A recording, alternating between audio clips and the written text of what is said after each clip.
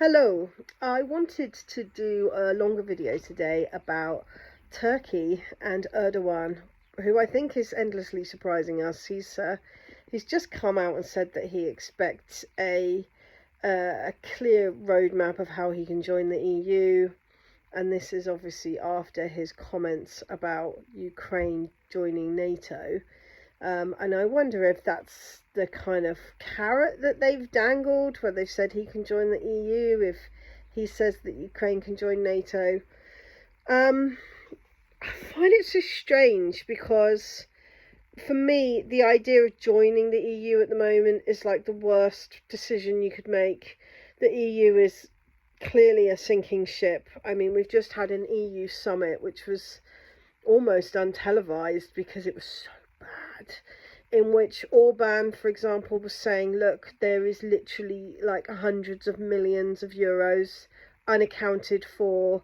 They're asking us for more and more money to push into this Ukraine fund and for this and that and the other. And, there's been examples of particularly Hungary and Poland refused bits of money that have been earmarked for them because they've not followed the EU doctrine to the letter and all this mad stuff. So the idea that anyone would look at all that and go, oh yeah, I want a piece of that, I don't get it. But then we have to look at who Erdogan is. And if you look at who Erdogan is and how he operates, it actually makes real sense of some of the decisions he's made in the last couple of weeks. Erdogan was on his best behaviour before May because he wanted to get re-elected. And he got re-elected under a premise that he was, supported by Mr. Putin, that he was going to sort out the issues in Syria, that all of that was kind of wrapping up and coming to a close. To put it into perspective, I want us to think about migration in Europe and how difficult it is for people in Europe to have lots and lots of migrants coming in from different countries. Like, I know that people say it's xenophobic or racist or whatever to point it out, but in reality, it's the same with any country, all right? If you have lots and lots of migration, people get tetchy. They start worrying about their resources, they start worrying about their culture, X, Y, and Z. And in Turkey, that has very much been apparent because of the war in Syria. There are a lot of Syrian refugees in Turkey. And so the people of Turkey, they want the war in Syria dealt with. But Turkey is a weird neighbour. Like, ask anyone Greek, Turkey is a real odd neighbour to have. And Erdogan has been weird with Assad. Like, there was the whole earthquake back in February, and it seemed like, thanks in part to Mr. Putin, like the kind of characters involved, Erdogan and Assad particularly, are going to start to try and put their differences behind them and seek for peace, because it was like much destruction, much death, much pain, and it was kind of on everyone's mind, wow, we want to seek peace here. And Erdogan seemed up for that. And in return, we had a kind of real calming down of issues in Syria. And also, we had a suggestion that there was going to be a meet-up between Assad and Erdogan. Obviously, of course, Assad's also been welcomed back into the Arab League. So it makes good sense for Turkey to kind of be on the right side of him right now, as he makes his way back up in the world after, 20 years of this weird projected civil war that he's been subject to, not least because Turkey has allowed that. It's allowed those, awful men, they are, to be armed and on the borders. One thing I've heard quite a lot is that ISIS have caused quite a lot of problems in Turkey as well, in a similar way to the war on terror created a lot of problems in Pakistan of just armed militants, not very nice people. They're not suddenly going to be nice to people when they're in a different country. They're still going to be nasty, armed, militant extremists. And they've been like that in in Turkey. So the people on the borders have really wanted there to be a like resolution to all of this. But of course the money, yeah, and it all comes back to money for Erdogan. It lies in there still being a conflict in Syria, in him getting his back payment for, you know, allowing Syrian oil to be funneled out of Syria through Turkey and away, etc., etc. So he's been quite cool with it. And he's definitely played the field. He's definitely played up to Putin. He's accepted Putin's, you know, gracious kind of support of his election. And then just before he got re-elected, the grain deal was to be renewed, extended. And Erdogan was very proud of the grain deal. And this is just evident of the sort of dude he is, because the grain deal has never, ever done anyone any favours except for white Europeans. And even us, it's not actually done us any favours, it's done the elites favours. It's done the people who have got, you know, massive, great big cow farms and pig farms who want cheap grain. It's done them favours. But actual, like, grain growers in the UK, not so much the UK, in Europe, not done anyone any favours, because actually what's happened is those people have ended up undercut, yeah, had their businesses undercut because of this cheap grain coming in from Ukraine, which was supposed to be for Africa, and instead of going to Africa, it's all come over into Europe. Big problems for us. And Erdogan has been a huge part of that. Erdogan gets a lovely kickback when cheap grain enters Europe. So he's more than happy, even if it means that his own people are suffering. If Syria is suffering, if North Africa is suffering, he literally just hasn't cared. So he's sorted out this grain deal. It's called for the extension of this grain deal. Yeah, he's done the lip service, and he said, yeah, you know, Putin expects for some of these regulations that are on the grain to be lifted, but he's not actually done anything to change the status quo. So it's kind of understandable that the grain deal is going to lead to my dog's going to bark, I'm sorry. It's kind of understandable that the grain deal was going to lead to quite a lot of pain, suffering, and that eventually it was going to not be renewed. So it got renewed just before Erdogan's election, and I think that the reason it got renewed was because of Erdogan's election. Mr. Putin said, yeah, do you know what? We will keep this going so it's in place, so there's not lots of confusion and worry and stress, and then we'll possibly not renew it next time it comes up. And that's exactly what he's done. So it's not even that Putin has particularly done anything against Erdogan. It is simply that he has not continued with a deal that for the last year and a half has not supported Russians, which he said he's not going to renew, which he's extended once for Erdogan. So Erdogan had the support to get back into power, and now he's not doing it again. And Erdogan is livid because Erdogan's not considering anybody but himself and his own pocket. That's it, literally the only way I can look at this. I imagine he looks at what's happening with the EU and goes, oh, I wish I could get some of my money involved in that money laundering. You know, that is honestly how he's looking at it. And I am sad to say that I'd started to find some respect for Erdogan. That has now gone completely, I'm not going to lie. I would be very nervous about any deals that involved Erdogan. And the fact that the EU is even contemplating letting him in, the fact that NATO has let Turkey into NATO, shows what sort of people we are dealing with here. Okay, this is like terrible diplomacy. It really is. How can you have a military alliance, let alone a trade alliance, a military alliance with someone you cannot trust? Anyway, so Erdogan is upset that his grain deal's stopping. He's also, I think, quite upset that Syria started kicking off again.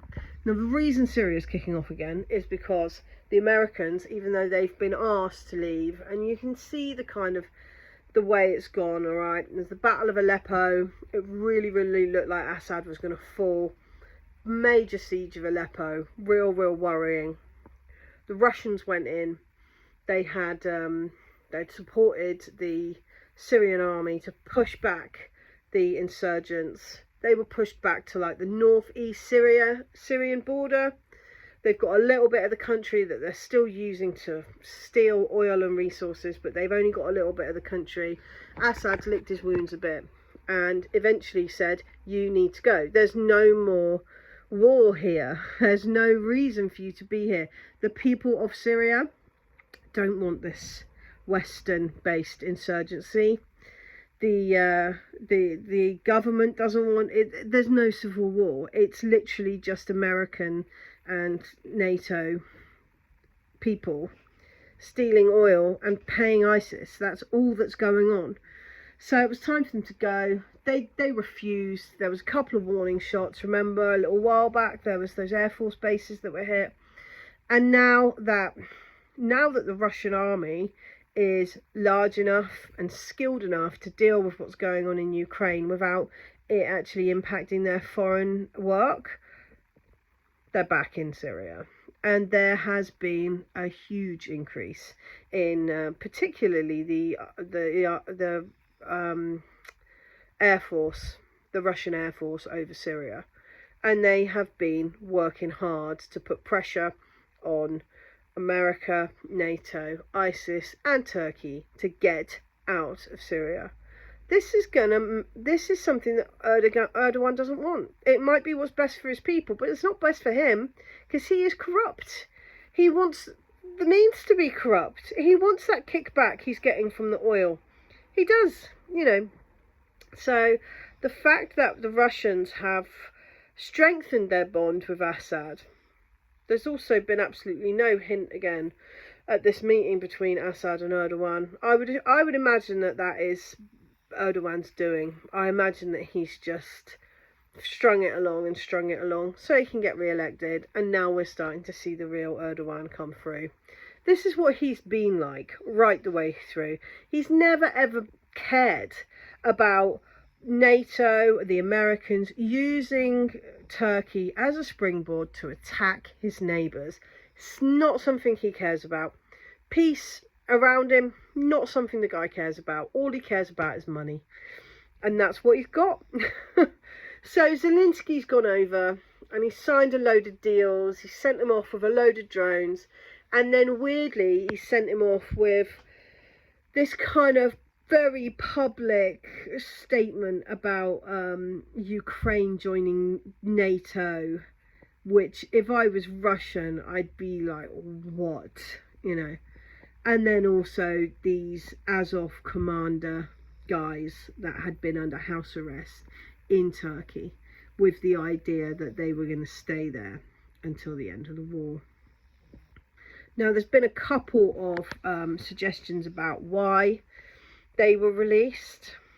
Alexander Mercouris on his channel talked about a few of them. He talked about the idea that maybe Erdogan had been given some information or some assurances by Zelensky that he wouldn't blow up Turk Stream.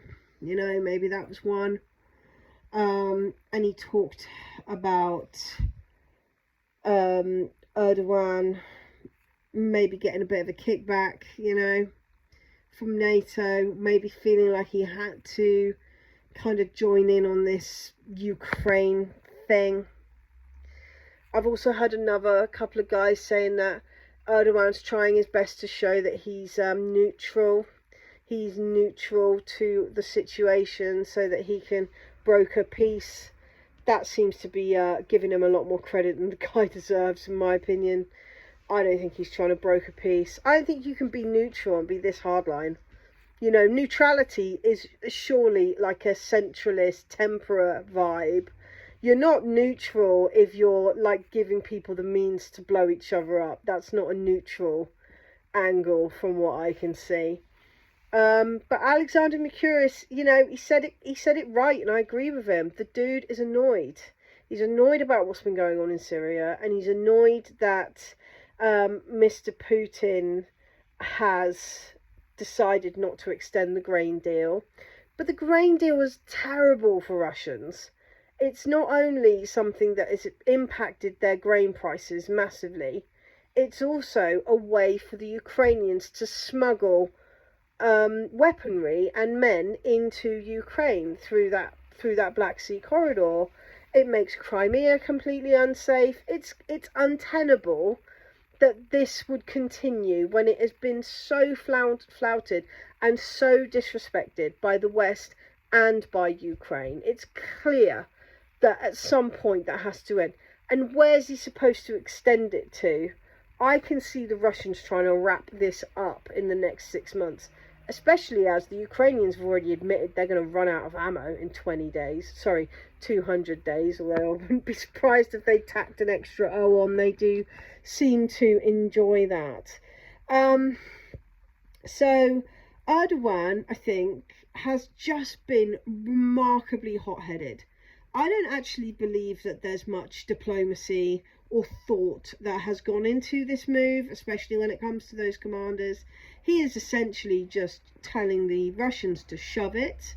But what he's done, and this is the point I made at the time, what he's done is he has shown up himself to be wholly untrustworthy.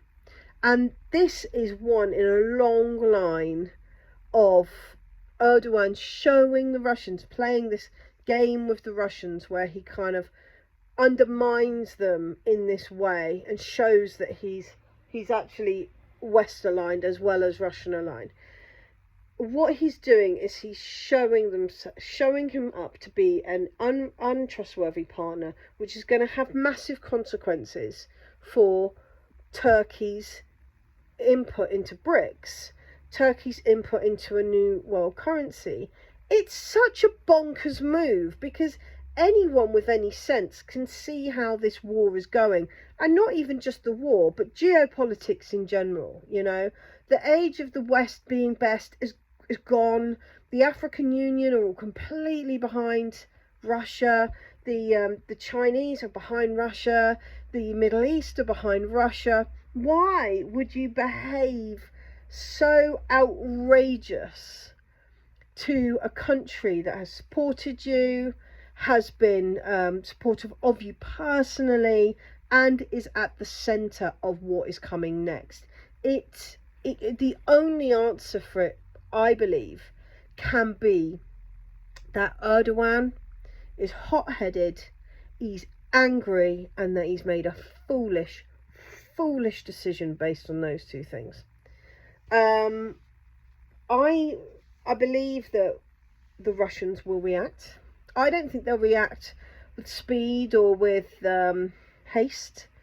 I think that they will make sure that they are very, very wary of new deals that involve Turkey, and whether it's clear or it is not so clear, this situation is going to have repercussions for the Turkish people. They are going to find it very, very difficult to do the same, to have the same benefits in trade that I think would have been available to them 2 weeks ago.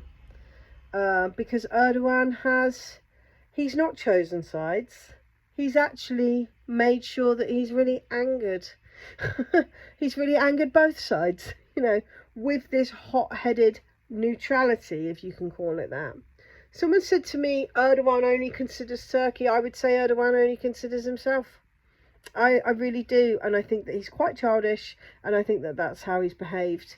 Hopefully I'm wrong, and all these people that say, oh, Putin knew about it, it's so that, you know, there were no loose ends and he could get out of the grain deal and he could deal with the Black Sea. You know, maybe you're right, and I hope that you are and I'm wrong. I really do, because what I would really like to see is every country stepping up and actually showing that they have the potential to be decent, reasonable people, because I am not seeing that from the West.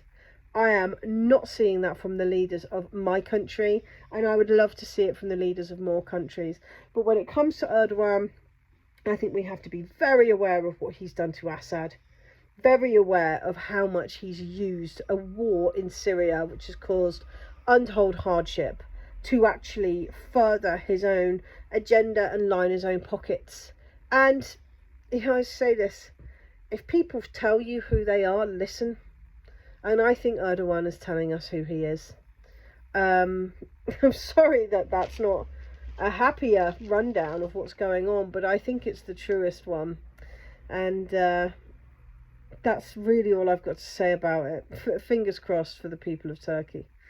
Anyway, I'm Fiona Ryan. My catchphrase, if you like, is diplomacy is free, because I believe that if we all sat down and had a chat, we could probably solve a lot of the things that we seem to spend a lot of money not solving. You can find me on TikTok. I did just have my account banned, but I am back. Diplomacy is free. I'll always tag my name, Fiona Ryan, and my my little catchphrase in the first couple of videos that I do if my account's banned. You can find me on Patreon. It's super helpful when people join my Patreon. It just means that my kids have got a little bit of extra food, or we've got a little bit of extra money to do the things that we need to do. And it also means that I can spend longer, you know, bringing people news and talking about stuff which people seem to enjoy. So if you do enjoy it, please consider slinging me a £5 a month. I've also got a buy me a coffee page where you can just sling me a £5 if you fancy it. And otherwise, please do like and share my video, and consider subscribing to the channel. All the best, and I will speak to you all soon.